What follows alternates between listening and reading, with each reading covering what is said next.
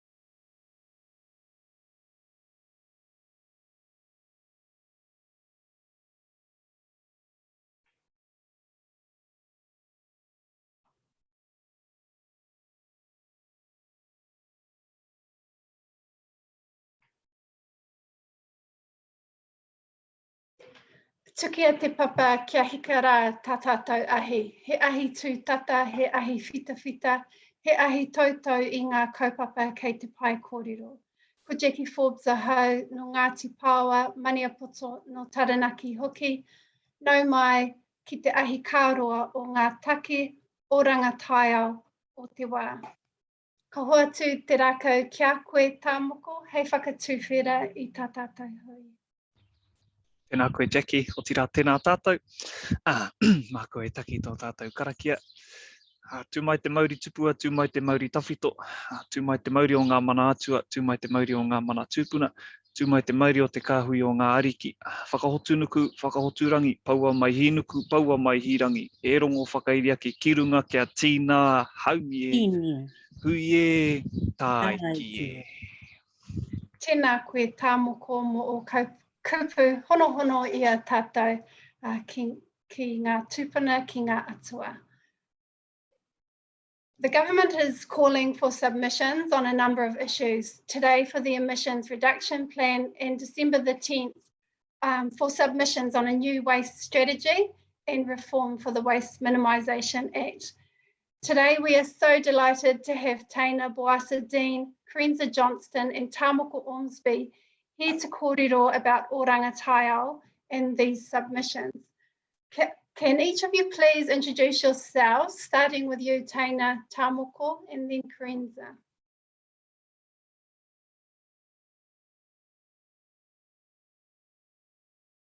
Teina. Nā mihi nui ki a tātou katoa kua tai taringa whakarono mai, ki tēnei wā tātou kaupapa. Ko Teina taku ingoa, ko te taha I taku uwha, noroto mai I te urewera he Ngāi Tūhoe. Ko taku pāpā noruna mai nā mautere o te moana nui a kiwa, ko mauke me a tiu nui māruarua tōna papakāinga. Tēnā tātou.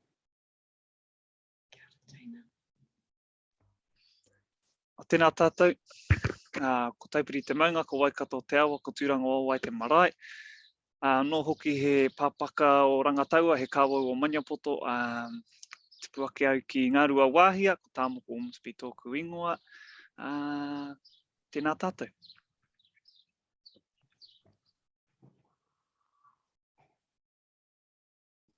Nai rā te mihi mai o ha kia koutou katoa I tīnei ata mai te whenua o te tauihu o te waka a Māori.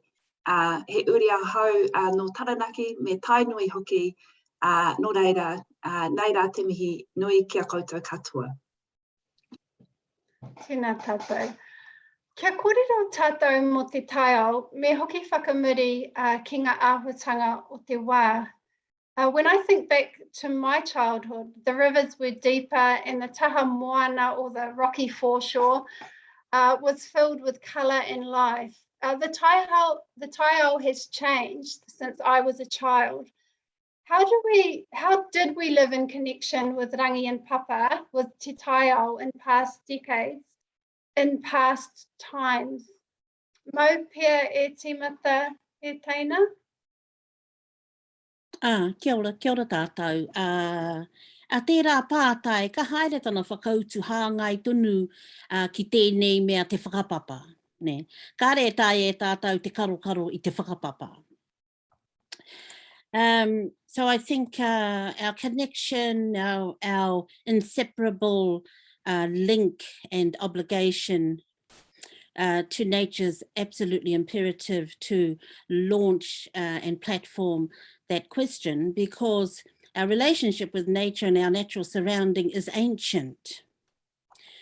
And it's ancient in its unyielding promise to us. So when we speak as Māori about the relationship and the link between rangi and papa, we're speaking about a very ancient and unyielding promise and commitment they made to each other to sustain life and to download all their information, all their sets of behaviours and values, and transmit that onto others, and to other parts of the extensive living systems that we speak about today, that is now in a red code alert for many countries across the planet.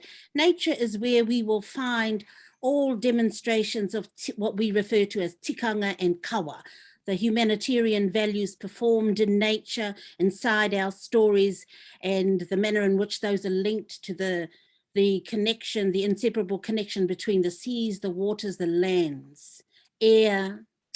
I think one example for me is that mother trees, when we speak about mother trees in an indigenous tropical rainforest such as Te Ao, mother trees, they send an array of nutrients along the huge underground carbon sponge, which acts like a main food highway.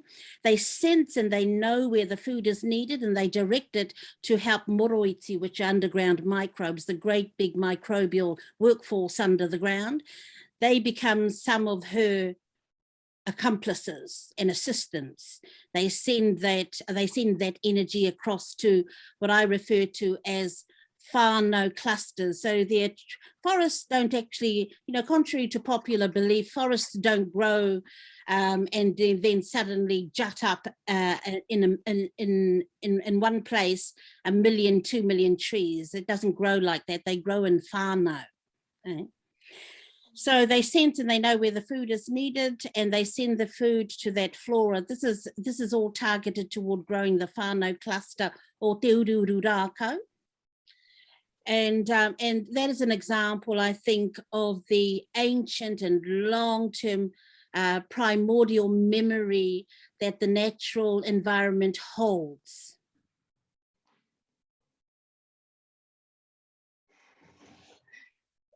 Tēnā koe e Teina, ka hoatu te rākau kia koe, Kerensa, hea o whakaro? Yeah, I think that question, and Teina's touched on so many parts of how to answer it, is much a question about how did we live, as it is about how could we live. And if I think about our whānau and hapu here in Te Tauihu, we are grappling to understand what could be possible based on a new way of living, but it's really an old way of living. And we've got access to it, as Teina said, through our understanding of our whenua, through our whakapapa, through our tikanga, our waiata, but really it feels to me like they are whispers, you know, that we get, and obviously through our, you know, the genetic memory and wisdom that we carry, we have access to that other way of living. But I would say so many of us are engaged in this work of really trying to understand what is required in terms of the revitalisation, I suppose, the reimagining of how we lived and how we take the best of how we lived and bring it forward into you know, where we find ourselves today. So I guess to answer your question in a nutshell, I don't really think, at least from our perspective here, you know, we entirely understand what it would mean to live, you know, in the way that we once did. And how do we fully realise that now? And do we even want to fully realise that? If I think about the aspirations of our tupuna here, and what we wanted when we agreed to the settlement of this place, I really think what we were hoping for was to acquire the tools and the knowledge of this new world, and then to you know, make those work with all the best of our world. And so I think we're, at least for us, we're in that space of trying to understand what that might look like now. Kia ora, Kerensa. Tamoko, what whakaaro thoughts do you have after listening to Teina and Kerensa in terms of the taiao? Yeah. Kāre pērā te hohonu o ngā whakaaro e nei tuawahine, engari being from Ngāruahine and being next to our awa Waikato, I think that's the visual indicator of how things are going. And I like that kōrero about taking the best of how we lived, you know, how our tupuna lived. My koro was brought up on the river down in Te Paina, and you know, he talked about the tuna heke and the clarity of the wai, and going back to all those kōrero and stories about being able to live off the awa, you know, a subsistence lifestyle that our tupuna had, living off our taiao, living with our taiao, I should say. And now it's like completely changed for many reasons. But yeah, going back, trying to take the best of the things that our tupuna did, but then the best of things that we can do now, because I was at his whare, staying with my nana, setting up a garden. And one of the things he did was he brought back kōpapa waka, but in that process he used a lot of fiberglass and polystyrene.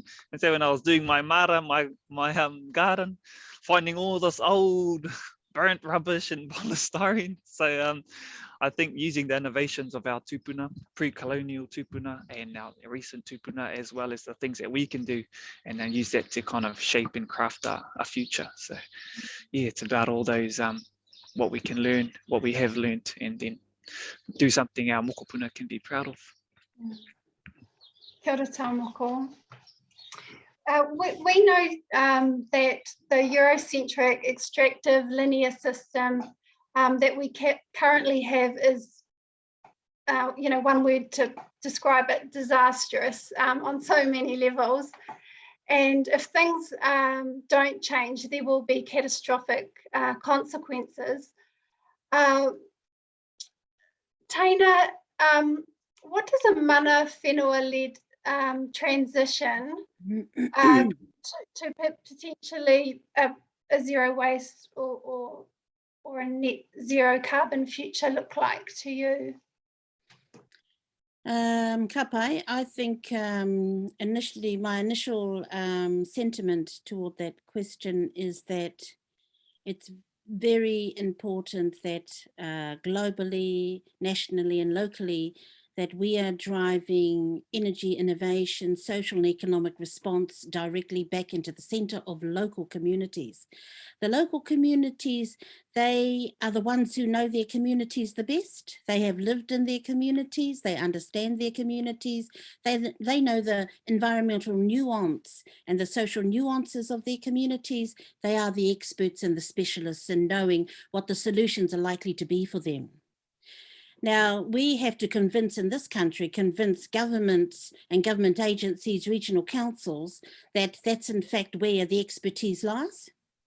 And we spend much energy over the last few decades convincing those particular facilities and bodies that in fact nobody else can respond at an instant rate to their solutions and potential innovations to their communities, but the communities themselves, they just require the support. They require the support politically, they require the support from a resource and equity point of view. And I noticed that part of that question leans towards the partnership and the treaty in the context of those relationships. I think number one, without a doubt, firstly, the treaty, it sets in place a legally binding obligations between two tiriti partners to protect and preserve all taonga. That's nearly everything we live among and within, our environs, both physical and metaphysically.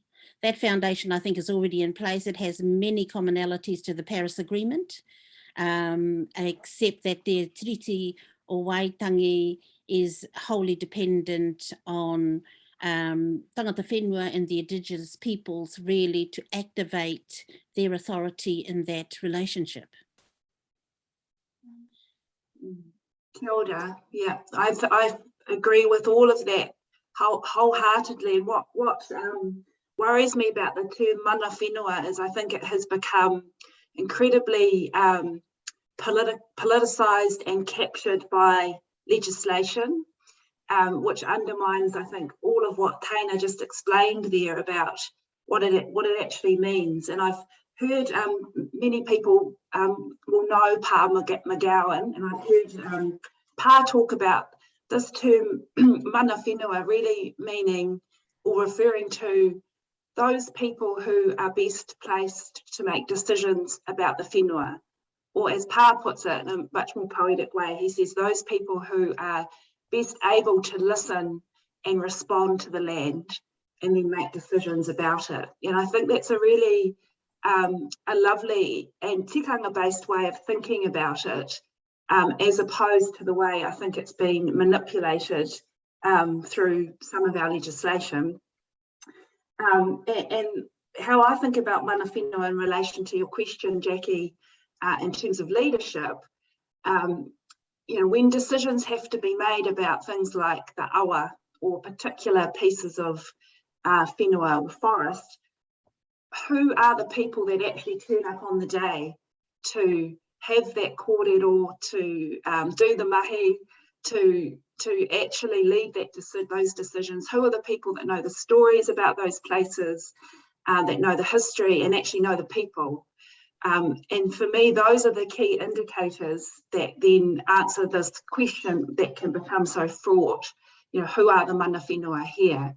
And on a day-to-day basis, I find that that is incredibly easy to answer.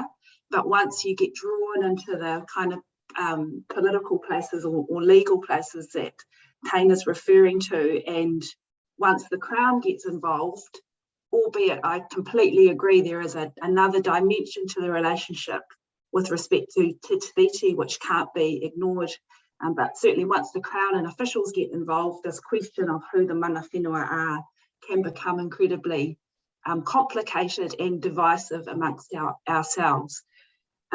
So absolutely, this transition, Jacqui, just to come back to your question, needs to be led by the mana whenua, but I think amongst ourselves, and by that I mean the whānau, the hapu, the iwi, and I mean those groups distinct from whānau trusts and hapu entities and iwi entities.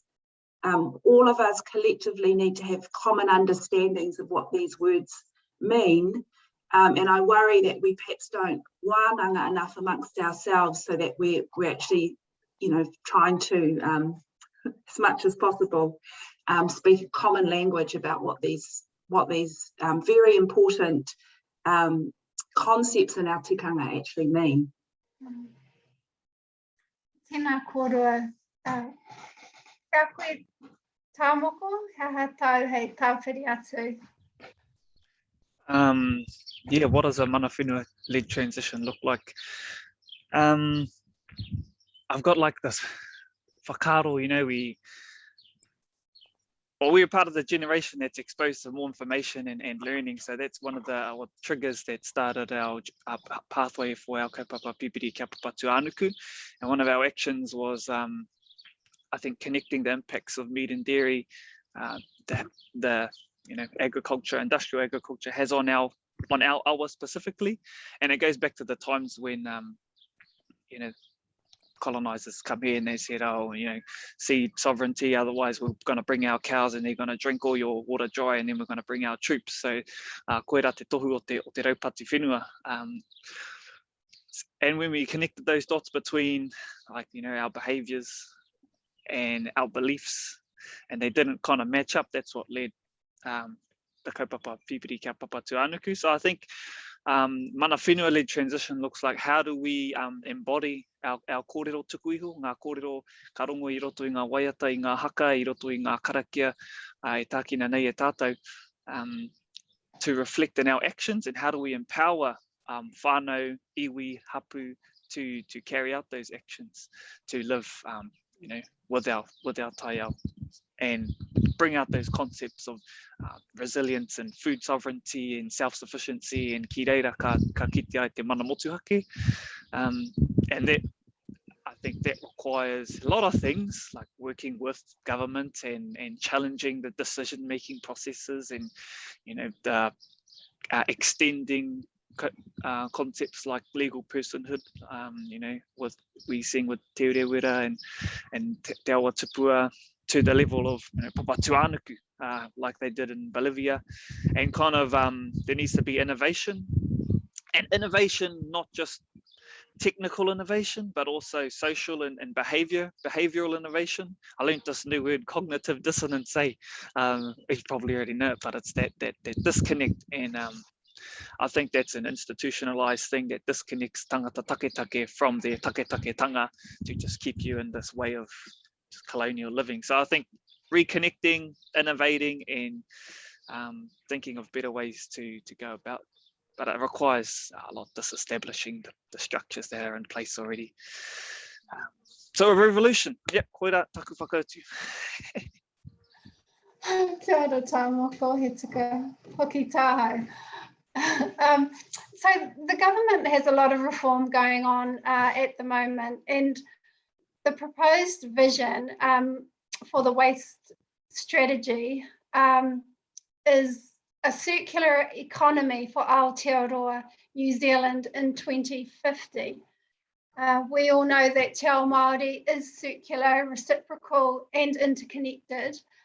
So I just want to ask the question, how does the panel feel about a Eurocentric model from the Ellen MacArthur Foundation being held up as the vision for the New Zealand waste strategy, when, you know, we have our own Indigenous models here and values that we could be drawing from? And Teina, I know you have developed an Indigenous model. Mau pia e kōrero mai I o whakaaro? Oh, kia ora kapai. Just the first part of your question was around the government's reforms and consultation going on.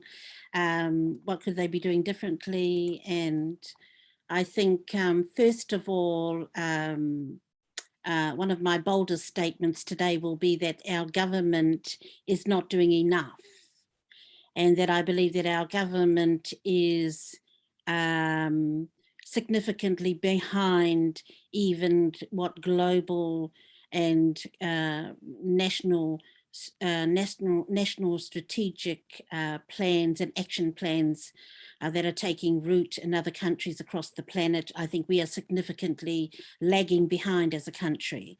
I think what's required around that is action, action, and more action. The planning is absolutely imperative, that's clear. Planning is a not negotiable anywhere on the planet.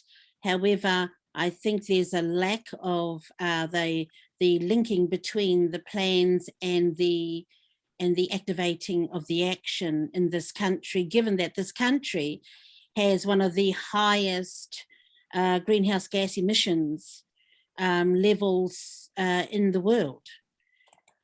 So I think there's not enough action-driven initiative and implementation. I also believe that this government is not interested in Māori Indigenous wisdoms that will contribute significantly to real and robust practical plans moving forward. To deal with the climate change. I think the Ellen MacArthur framework and the what's been touted across the world as the donut version of dealing with circular economic elements, they're useful, they're not unuseful. They are useful because I think there are some commonalities in the characteristics of those models, but they are not from us and they don't help us to understand what our immediate circumstances as Aotearoa New Zealand. I think one of the frameworks that are common to all Māori across this country is the understanding of our own stories and of course a number of key motifs such as the takarangi. So everybody normally knows what a takarangi is, which is the circular spiral motif that's often represented and depicted on many tipuna whare throughout the country. And this tells us a number of things. First of all, this particular motif and carving design instantly reminds us of the inextricably connected relationship between rangi and papa. Today, I think in a modern context, that starts to remind us as an Indigenous community for Aotearoa that we must reset and re-establish a new relationship with Mother Nature, because we have been actively involved in what I refer to as eco-apartheid, where we have believed that separating ourselves from nature as human beings has been a useful disposition. This has proved itself to be absolutely inaccurate and incorrect, and we are now confronted with an environmental catastrophe.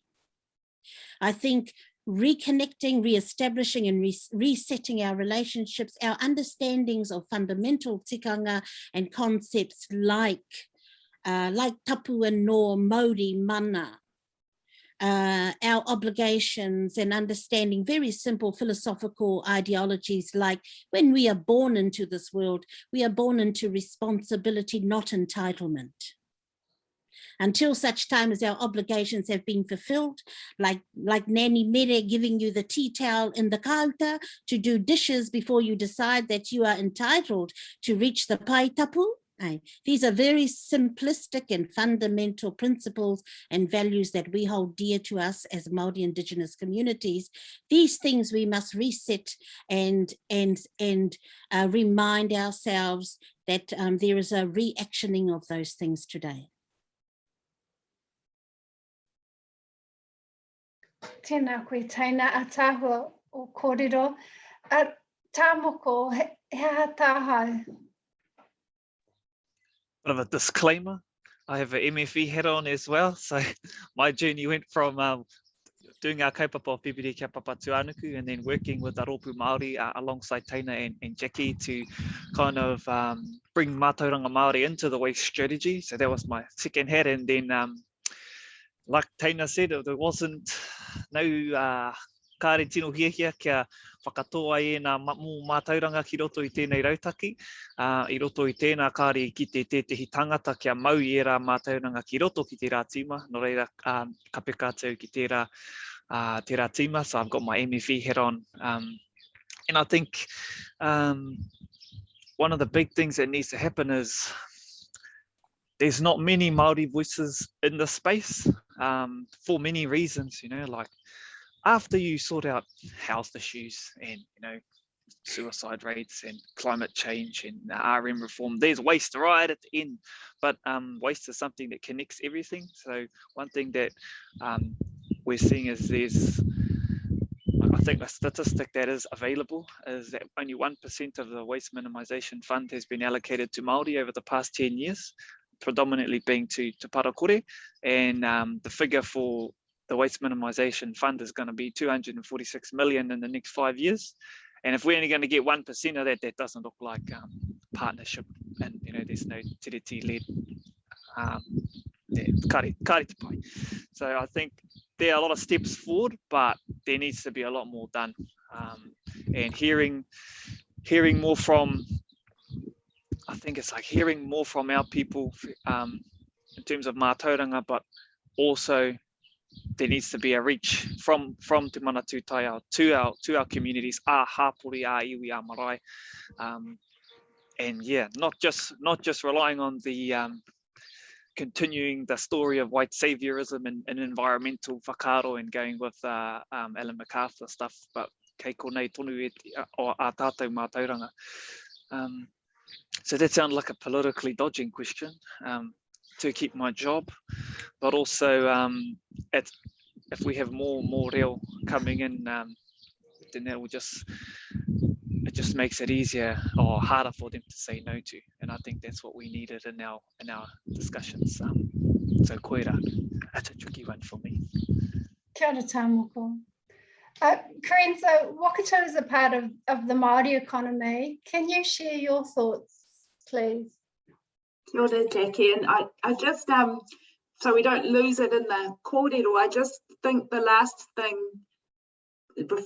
time you talked Tamoko is really important, and you kind of said it in jest, I think, but I think it's absolutely critical, which is a revolution, certainly of mindsets, is absolutely critical and required. And I think we've got such an opportunity at the moment in terms of really breaking down those structures, economic, environmental, political structures that clearly don't serve the majority of our community. So I just would hate to lose that, that comment that you made there, because I think that's incredibly important. And also I think Teina is completely spot on talking about the importance and the opportunity that we have through our own value systems and ways of being, and the example of learning that mahi that we need to do, whether it's in a marae context or in other collective contexts, is so important. And so I think looking around our motu for examples that we can learn from, whether they are papakainga developments or different initiatives that different rōpū have happening around whenua and awa, are all about rebuilding our collective mindset. At the moment we're right in the heart of very divisive debate in our community around the COVID-19 vaccination, for example. And I think it's really interesting looking at that debate, and if you look at it through the lens of an individual versus a collective responsibility versus rights and interests of individuals. So that's just one example of how the shift away from a collective mindset can be destructive for an entire community. So looking for positive examples of where we've been able to regenerate that collective mindset is I think really important. Otherwise it risks becoming a bit of an academic debate, particularly for Māori in places, I'm thinking particularly in urban areas, where it can be quite difficult to access those collective spaces unless they are very motivated and deliberate about how they do that. So I just come back to your question, Jacqui, and I think I want to just answer it more in terms of how we at Waikato are seeing what the government are doing, and where, as Teina said, there might be opportunities to perhaps do things quite differently. I think on the one hand, while we are optimistic about some of the proposals that are coming through, if we look at what's happening with health and water, and what I would say, certainly a lot of goodwill and effort to perhaps do the right thing. I think that there are two core problems, I think, with where we are at the moment, is in terms of what's happening with some of the government work. There's a tendency, I think, to superficially take some of our concepts and our words, and so you see words like kaitiakitanga or te mana o te wai being used, and what we're concerned about is that those terms are being used with very limited understanding of what they actually mean in practice, so essentially appropriated. So there's a concern about that. There's an acknowledgement that there is an attempt at some form of power sharing. So if you look at what's happening, for example, with Three Waters or with the health reforms, certainly attempts to share power between Crown and Māori, but again, not always fully informed and led by us. And I think that comes back to the core problem that underpins all of the change and reform that we're seeing that needs to be addressed, and until it is, there'll be this kind of superficial sticking plaster approach, I fear, and that is constitutional reform. So if the foundations of our whare are not right, and going back to what Teina referred to, if that essential partnership approach and recognition of Te Tiriti, the Māori text of the treaty, not the English one, is not fundamentally understood and accepted by our decision makers, then everything else that happens around it is going to be on very shaky ground. Just last week, I think Tēnā Ngata wrote a really good piece in I Tangata about this, and essentially said, that this, everything stems from the need for this constitutional reform. It's certainly not that if we do that, all these other issues will be solved overnight, but if we fail to do that in our lifetimes, we will still be having these sorts of conversations in another 50 years.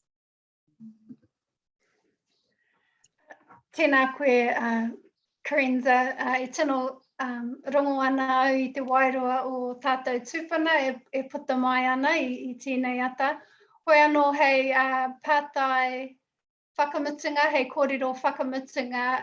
I'd like to ask each of you to please share your aspirations, either for Māori or your aspirations for our country.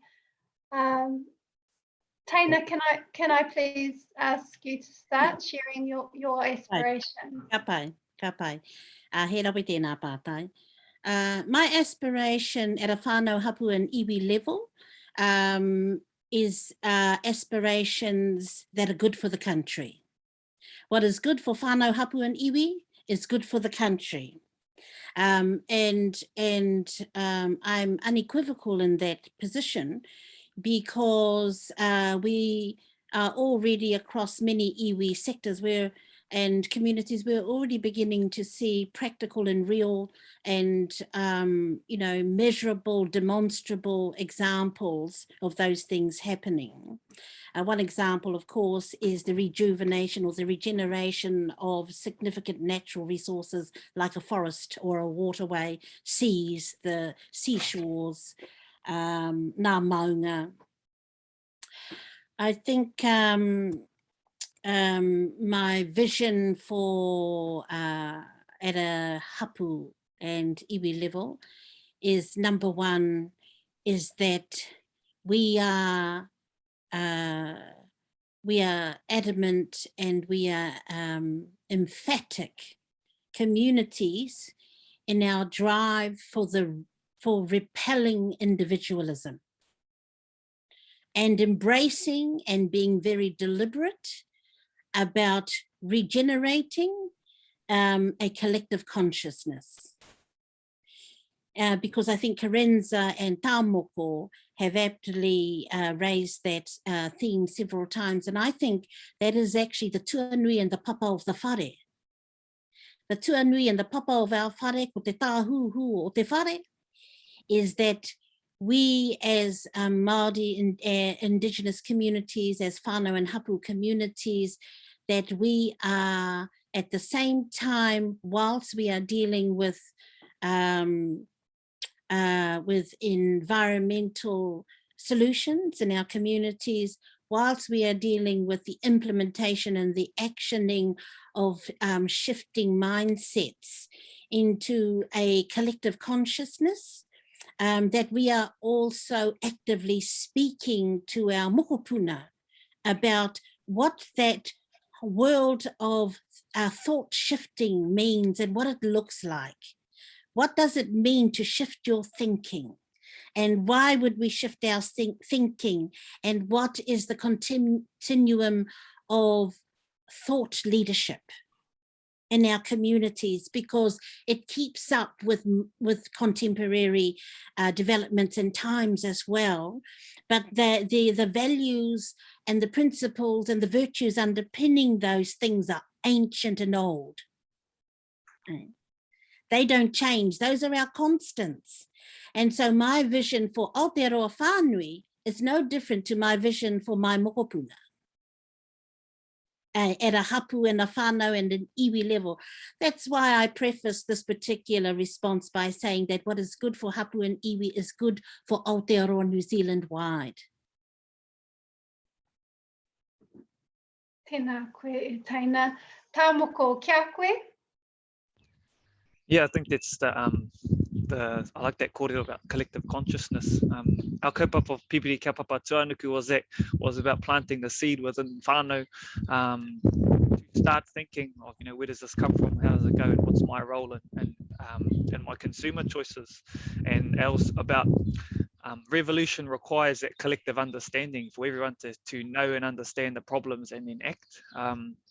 And yeah, like what Teina said, building that collective consciousness is a requirement to change and make that, those constitutional reforms and all those transformations that are needed. And I think, like through that, hopefully we can move to a point where we can make change, not just through our consumer choices, because we can't consume our way out of this problem, out of the problem of the taiao and waste. We can't keep buying, this is the eco-friendly version of this, but how can we make different ways of caring for the taiao, of creating, instead of becoming consumers, we can become economies, localized economies that create and share, like the tupunas. So back to my first kōrero about how do we live like how our tupuna were when trade and kai was money, kai was a sign of wealth, and your ability to survive was your ability to grow kai, and that's been impacted because of the state of our taiao, not being able to live off our whenua. So I think my last whakaaro would be, how do we live a lifestyle that our tupuna would be proud of and that our mokopuna would be proud of? That's still a question that's just mulling over. And one last thing is, we got this unique position in Aotearoa where we have a small country, where we have a treaty, where we have our mātauranga Māori, our Indigenous knowledge, we have our global network of Indigenous support, and we can get in the room with our government, whereas our other brothers and sisters who were either outright, straight killed or murdered, we were like the last ones on the rank, and they chose assimilation instead of straight killing us. So we are fortunate, and I think it's our role and responsibility as Māori to lead in that space. Koe rā Kia ora Tamoko. Kerensa, what are your aspirations? Kia ora, Jacqui. We've got a saying here at Waikato, which is no whānau left behind. Really easy to say, but incredibly hard to actually do, and then design all of our mahi around what that actually means. And I'm always conscious that there are those of us that you know, that move in these spaces where we have these kōrero and this whakaaro, and many of us actively taking steps in terms of the health and well-being of our whānau, and then there are our whānau who are, you know, in quite a different space. And so how do you also keep doing the mahi to work with them?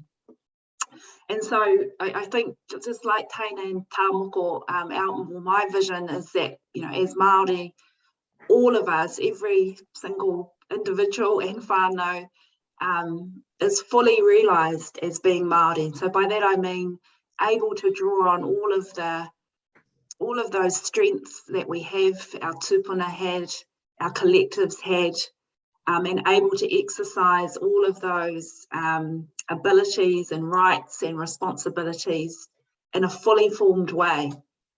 And like Teina, I think that doesn't happen independently of tauiwi. And so consistent with that, my great hope is that for tauiwi, they also discover their own identity and place here. It's not the same as ours, and so they can't attach on to ours. They've got to, you know, discover that for themselves, but they are very much the other side of this, you know, this coin, Māori and Pākehā, where you know, you can't be Pākehā in this country without recognising us, without recognising the treaty, and then really standing in that identity. And I think once that happens, and those collectives and individuals make that conscious decision, combined with our ability to be fully realised in terms of the Indigenous people of this country, you know, the kaitiaki of this place, I think that we have something really amazing in the world, and we can lead out in so many different ways. And Tamoko's referenced that already. You know, there is a lot of willingness within government, and certainly our own people are actively working within government, you know, to try. Tamoko as an example, and then there are others right through to the highest levels, actively, you know, sharing a similar mindset to us. So we have to work with our allies and our whanaunga as much as we can, but ultimately we don't rely on government. We have to rely on ourselves, our own structures, our own tikanga, our own resources, and, you know, collectively we are in control of a significant resource across our motu. And so if we could able to come together collectively, our political will and power is actually much more significant than we perhaps you know, at times understand. Certainly regionally it is. If I think about Te Tauihu, collectively across our different groups in Ropu, we are in control of the majority of our whenua and our water here. And so when we come together collectively, what does our vision for this place look like, regardless of what the council says its 10-year plan is, or, you know, the regional council thinks it wants to do. So we do have a huge opportunity and certainly ability at our disposal. But again, as Tamoko and Teina have said, provided we think collectively and we act collectively, however that manifests itself in the different mahi that we all do. Kia ora, Kerensa. E ngā tuara whānui e Teina, Tamoko, koutou ko Kerensa, nei rā te aroha kia koutou. Ko puta a pito i te reka o ngā kai, ko hora i te rānei. Kei ngā ahika o tēnā kāinga, o tēnā hapu, o tēnā iwi, ko hiki i konei tō tātou wānanga. Nei mātou e mihi nei, ka hiki, ka kite anō tātou i a tātou. Ka hoatu te rākau kia koe, Tamoko, hei whakakapu. Tēnā koe, Jacqui, tira tēnā tātou i nei kōrero. Tērā mārama ka māhuta i te pai, a kōhiti a whānake a rākau nui a tohi, te whakatāhu nei te whenua, te whakaio i ngā ngaru. Tai aho aho taku ara i te pō e turu awhi te whakamaua, kia tīna, haumi e hui e tai. Kia ora tātou. Kia ora tātou. Tēnā tātou katoa.